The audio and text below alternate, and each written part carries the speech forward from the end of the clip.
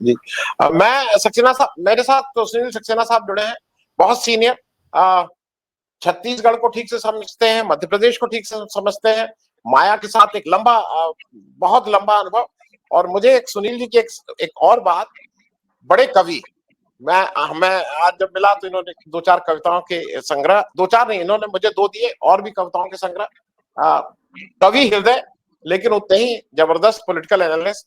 सुनील जी, ये जरा बताइए कि जो पिछली बार पूरा बार बार ये कहा जाता है कि अगर ये विधानसभा हार भी जाती है बीजेपी, तब भी 2024 पे लोकसभा चुनाव पे कोई फर्क नहीं पड़ेगा, लेकिन क्या इस बार आपको ऐसा लगता है कि ऐसा होगा? क्योंकि इस बार एक नया फैक्टर आ गया है, राहुल गांधी। तो वो राहुल गांधी फैक्टर इस पूरे चुनाव को और 2024 के चुनाव को क्या इफेक्ट करेगा मध्य प्रदेश में? सुनील जी। जी, धन्यवाद धन्यवाद वजन जी। आपने जो सवाल पूछा है वो कई संदर्भों को छूता है। 2023 का आसन्न चुनाव न सिर्फ विधानसभा के मान से बहुत महत्वपूर्ण है, बल्कि 2024 में जो लोकसभा का चुनाव होगा उसकी पूर्व पीठिका रचेगा। छत्तीसगढ़ और मध्य प्रदेश में लोकसभा की कुल 40 सीटें आती हैं। ये 40 सीटें दिल्ली की किल्ली हासिल करने के लिहाज से बहुत मायने रखती हैं। और न सिर्फ आप, बल्कि अभी हाल में राहुल गांधी ने भी ये कहा है कि मध्य प्रदेश आरएसएस की प्रयोगशाला है। और यह उत्तर भारत के उन प्रमुख राज्यों में है जहां पर जनसंघ के जमाने से भारतीय जनता पार्टी की जड़ें मजबूत रही हैं। तो 2023 के चुनाव में जो हम आसार देख रहे हैं, और कमलनाथ जी और शिवराज, पहले तो ज्योतिरादित्य सिंधिया पिछले चुनाव में कांग्रेस में थे, महाराज वर्सेस शिवराज की बात चली थी, और कमलनाथ जी के तजुर्बे की बात अभी हमारे एक सहयोगी पत्रकार ने कही। तो भारतवर्ष के जो सबसे चुनिंदा और सबसे अनुभवी और सबसे ज्यादा विकासोन्मुख राजनेता हैं, उनमें कमलनाथ को मैं गिनता हूँ। उनसे मेरा परिचय भी बहुत पुराना, लगभग 40 वर्ष पुराना है। तो पिछले चुनाव में भी कमलनाथ के नेतृत्व में कांग्रेस ने भारतीय जनता पार्टी को मात दे दी थी, और जनता ने अपने जनादेश के जरिए भारतीय जनता पार्टी के दावे को सत्ता के खारिज कर दिया था। लेकिन जैसा कि हमारे मित्र राजेश बादल कहते हैं, मध्य प्रदेश में उधार के सिंदूर से भारतीय जनता पार्टी सुहागन बनी रही। तो अब हम आए 2023 में।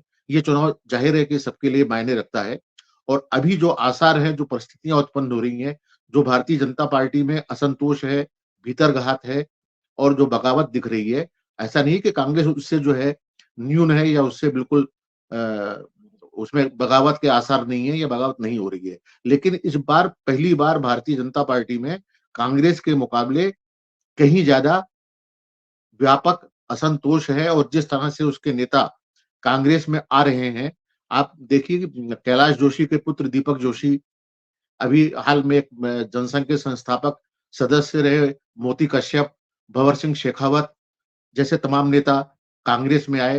रुस्तम सिंह जैसे नेता भारतीय जनता पार्टी छोड़कर चले गए। केदार शुक्ल ने भारतीय जनता पार्टी से नाता तोड़ लिया। अनेक नेता जिस तरीके से लगातार कांग्रेस में आ रहे हैं या भारतीय जनता पार्टी, अभी कल ही जबलपुर में अमित शाह ने सभी नेताओं की बैठक ली, लेकिन उनकी मनुहार और उनके निर्देशों का आलम यह है कि उनके जाते ही भारतीय जनता पार्टी के दो महत्वपूर्ण नेताओं ने भारतीय जनता पार्टी से किनारा कर लिया।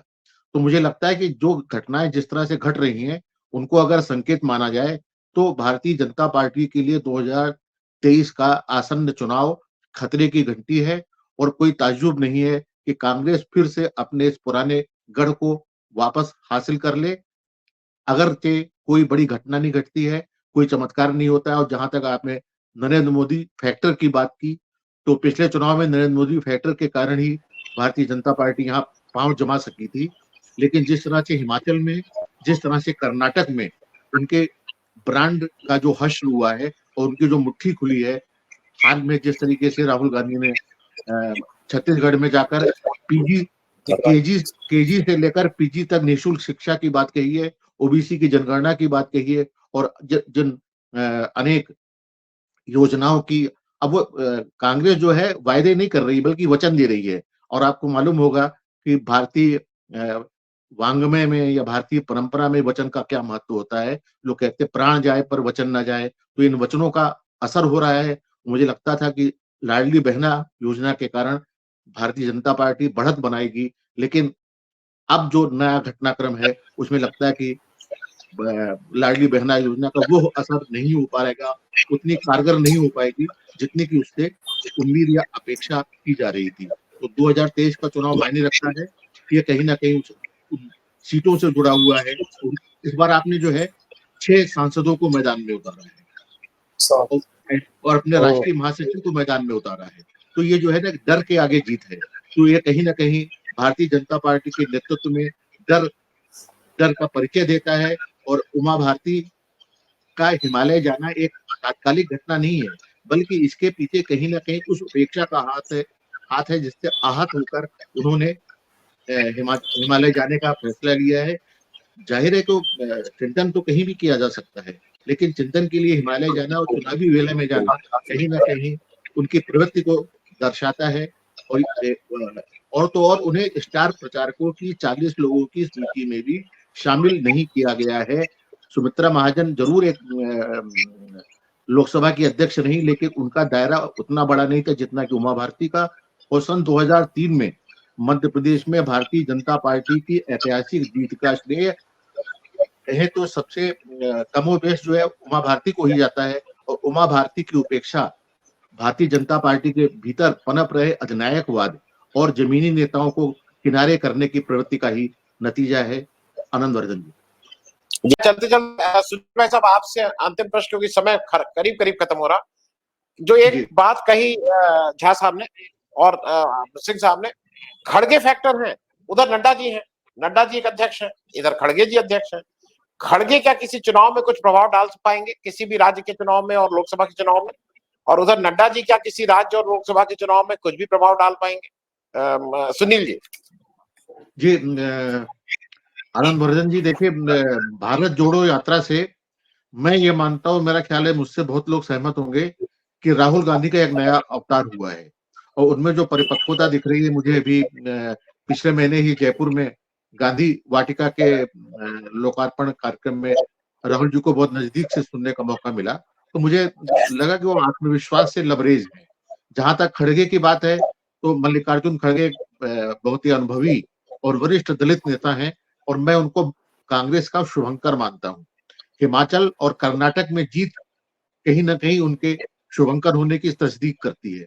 और जिस तरह से उन्होंने राजस्थान में राजेश पायलट के असंतोष को का शमन करने का काम किया है, जाहिर है कि वो एक बड़ी घटना थी। तो बाबू जगजीवन राम से खड़गे की तुलना करें या ना करें, लेकिन एक बड़े दलित नेता हैं, समझदार हैं और उनके पास तजुर्बा है। और राहुल गांधी जिस तरह से एक नए अवतार में या एक नई भूमिका में है और जो आत्मविश्वास उनमें है, और भारतीय जनता पार्टी का मुख्यमंत्री जो 3 बार मुख्यमंत्री रहा है, वो जब ये कहता है सार्वजनिक रूप से चला जाऊंगा तो बहुत याद आऊंगा, तो चला जाऊंगा तो बहुत याद आऊंगा मार्मिक अपील हो सकती है, संबोधन हो सकता है, लेकिन कहीं ना कहीं उनके भीतर इस भय का भी परिचायक है कि उन्हें लग रहा है कि सत्ता उनके हाथों से निकल रही है।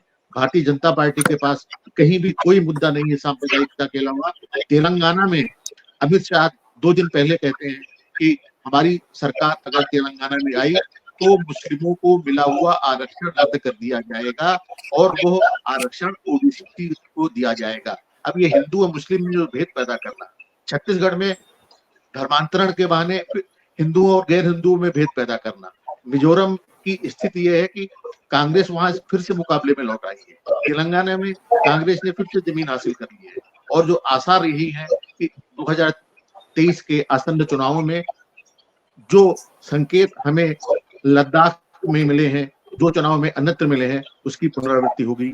आनंद वर्धन जी। जी।